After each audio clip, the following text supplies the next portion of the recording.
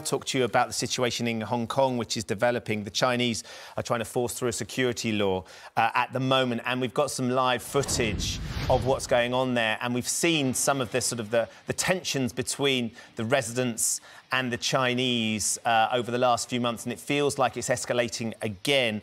What sort of responsibilities does Britain have to intervene here? Well, we've got a very long and deep relationship with the people of Hong Kong, and this isn't the first time that we've seen the Chinese government trying to encroach onto the very, very important joint declaration that set out a degree of independence for Hong Kong, the one country, two systems approach when we left Hong Kong several years ago. And you can see from those images that there is huge amounts of unrest in Hong Kong. There's real concern. We've seen in recent days the use of tear gas and violence on the streets. There are a number of things that the UK could and should do. The Foreign Secretary put out a statement on Friday reiterating the importance of upholding the joint declaration and the freedoms of the people of Hong Kong, but we've so far stopped short of pressing for any concrete measures. Most importantly, there has to be an independent inquiry into police brutality. There also has to be a concerted effort internationally to try and bring pressure to bear to make sure that universal suffrage is instigated. That is, in the end, the only long-term solution to this. This is a democratic protest for democracy. People in Hong Kong feel very strongly that they have to have the right to have a degree of control over their own destiny. And we as a country have got to step up and make sure that that happens. It feels like there might be a wider issue with China as well. There's still no international investigation into the source of COVID. The Chinese state broadcaster I know has been accused of breaching British broadcasting rules. There's a row over 5G in Huawei and their sort of involvement with the development of 5G over here. Do you think we should be taking a tougher stance with China? They hold a lot of power at the moment, certainly sort of international relations and international trade.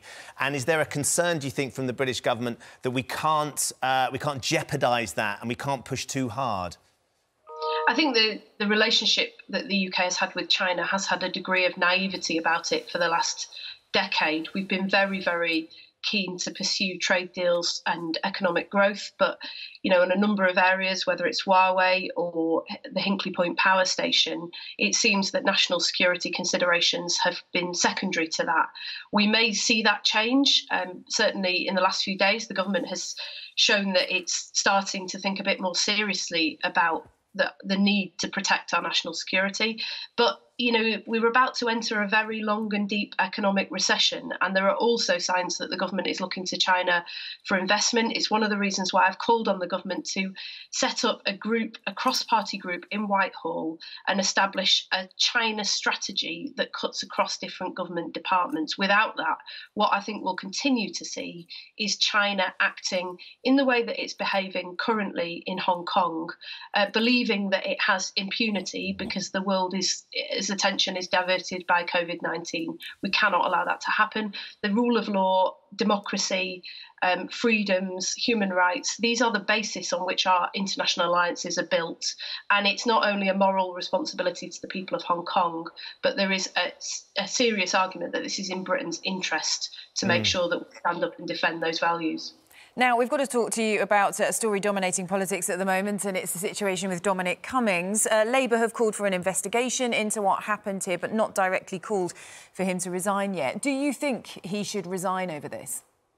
Well, Keir Starmer said a couple of days ago that if it had been his choice and he was Prime Minister, he would have sacked Dominic Cummings. But what we've got at the moment is a situation where the advisor is saying that he won't go and a Prime Minister who is saying that he won't sack him.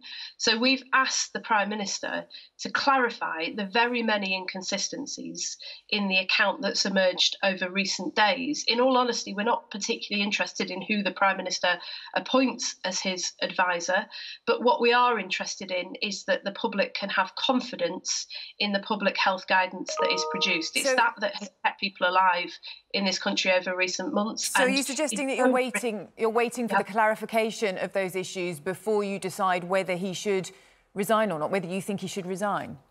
Well, the Prime Minister is appearing before the Liaison Committee of MPs today, which is a senior committee of backbench MPs.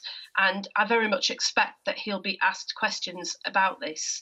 He said that he believes that Dominic Cummings didn't break the rules, but the account that emerged from the press conference over the weekend showed very clearly that Dominic Cummings did break his own guidance repeatedly. So those questions have to be answered. The Prime Minister has to clarify that, including what he knew and when, and whether he authorised Dominic Cummings to break those rules. You know, families up and down the country have made enormous sacrifices during this period. They cannot understand why the case that Dominic Cummings outlined was unique. I have sympathy for any family with a young child where one or more of the parents is suffering from COVID-19, but everybody has to abide by those rules. They have to apply equally. Otherwise, the public will not have confidence and lives could be lost as a result. I guess the government would argue that they've given answers to all those questions, haven't they? They've sort of sat down and they've defended it. And Dominic Cummings will say he sat down and he's given answers to all of the questions. What do you say to people that suggest that, you know, there's been